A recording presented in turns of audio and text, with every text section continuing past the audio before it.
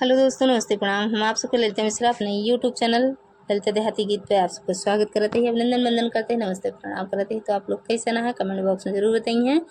तो आज आप सबका सुनोगे बहुत ही प्यारा देशभक्ति गीत।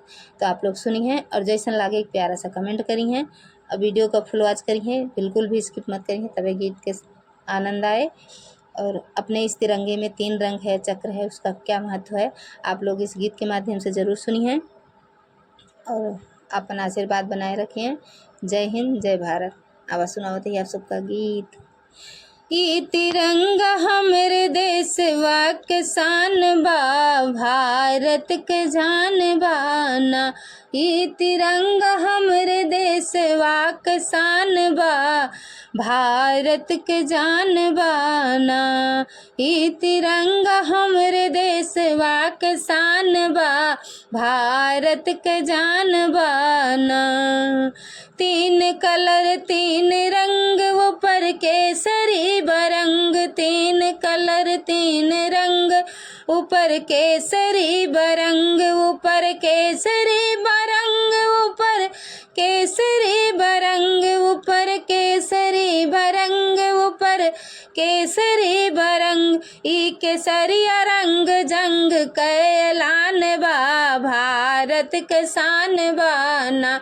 ई केसरिया रंग जंग कैलान बा, भारत के शान बाना। ई तिरंगा हमरे हिंद के निशान बा, भारत के जान बाना। ई तिरंगा हमरे देशवा के शान बा, भारत के जान बाना। रंग सफ़ेद लागे नेक हवे सादगी प्रतीक, रंग सफ़ेद लागे नेक हवे सादगी प्रतीक, हवे सादगी प्रतीक, हवे सादगी प्रतीक। भाईचारा के प्यारा पहचान बा, भारत महान बाना। भाईचारा के प्यारा पहचान बा, देशवा के शान बाना। ये तिरंगा हमरे देशवा के शान बा, भारत के जान बाना। ये तिरंगा हमरे देशवा के शान बा, भारत के जान बाना। चक्र बीच में अनोखा बनल 24 रेखा, चक्र बीच में अनोखा बनल 24 रेखा, बनल 24 रेखा, बनल 24 रेखा।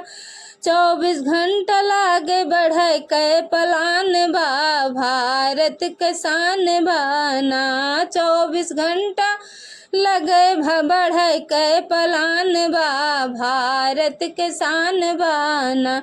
ई तिरंगा हमरे देशवा के शान बा, भारत के जान बाना। ई तिरंगा हमरे देशवा के शान बा, भारत के जान बाना। रंग हरा के पहचान हरा भरा हिंदुस्तान, रंग हरा के पहचान हरा भरा हिंदुस्तान, हरा भरा हिंदुस्तान, हरा भरा हिंदुस्तान। जहाँ गीता गुलाब के बगान बा, भारत के शान बाना। जहाँ गीता गुलाब के बगान बा, भारत के शान बाना। ई तिरंगा हमरे देशवा के शान बा, भारत महान बाना। ई तिरंगा हमरे देशवा के शान बा, भारत के जान बाना। जय हिंद, जय भारत।